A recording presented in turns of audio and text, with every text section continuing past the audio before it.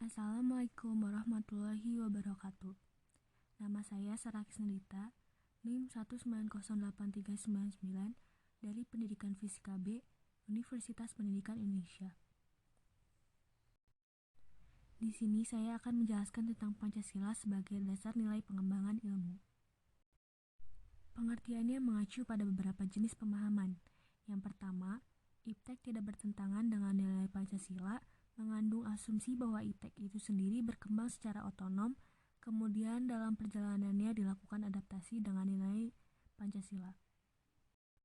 Lalu yang kedua, nilai-nilai Pancasila berperan sebagai rambu normatif bagi pengembangan IPTEK, mengasumsikan bahwa ada aturan main yang harus disepakati oleh para ilmuwan sebelum ilmu itu dikembangkan. Yang ketiga, setiap IPTEK yang dikembangkan di Indonesia harus menyertakan nilai-nilai Pancasila sebagai faktor internal, mengandaikan bahwa sejak awal pengembangan IPTEK sudah harus melibatkan nilai-nilai Pancasila.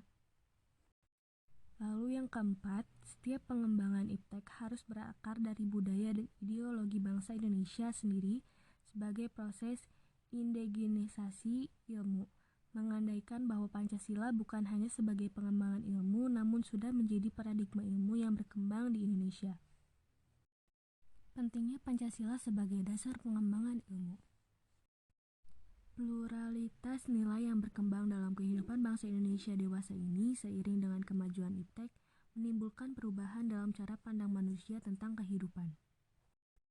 Lalu dampak negatif yang ditimbulkan kemajuan IPTEK terhadap lingkungan hidup berada dalam titik nadir yang membahayakan eksistensi hidup manusia di masa yang akan datang.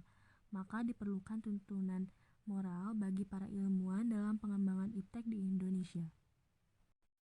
Pengembangan IPTEK yang didominasi negara-negara berat dengan politik global ikut mengancam nilai-nilai khas dalam kehidupan bangsa Indonesia.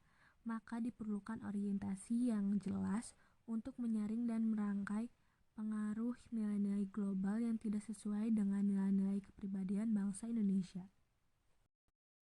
Pancasila sebagai landasan kebijakan pengembangan ilmu mencakup 5 hal. Yang pertama, pengembangan ilmu harus menghormati keyakinan religius masyarakat. Yang kedua, ilmu pengetahuan ditunjukkan bagi pengembangan kemanusiaan dan dituntut oleh nilai-nilai etis yang berdasarkan kemanusiaan.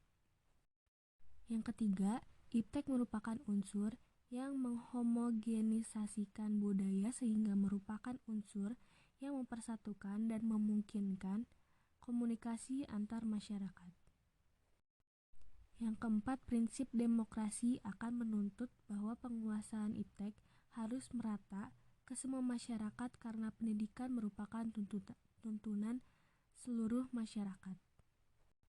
Yang kelima, kesenjangan dalam penguasaan IPTEK harus dipersempit terus-menerus sehingga semakin merata dengan sebagai konsekuensi prinsip keadilan sosial. Kesimpulannya, Pancasila merupakan satu kesatuan dari sila-silanya, harus merupakan sumber nilai, kerangka berpikir, serta asas moralitas bagi pembangunan ilmu pengetahuan dan teknologi. Pengembangan IPTEK terlebih yang menyangkut manusia haruslah selalu menghormati martabat manusia, haruslah meningkatkan kualitas hidup manusia baik sekarang maupun di masa depan, membantu pemekaran komunitas manusia, baik lokal, nasional maupun global. Harus terbuka untuk masyarakat, lebih-lebih yang memiliki dampak langsung kepada kondisi hidup masyarakat, dan ilmu dan teknologi hendaknya membantu penciptaan masyarakat yang semakin lebih adil. Cukup sekian yang bisa saya jelaskan. Kurang lebihnya mohon maaf. Jangan lupa like, komen, dan subscribe. Wassalamualaikum warahmatullahi wabarakatuh.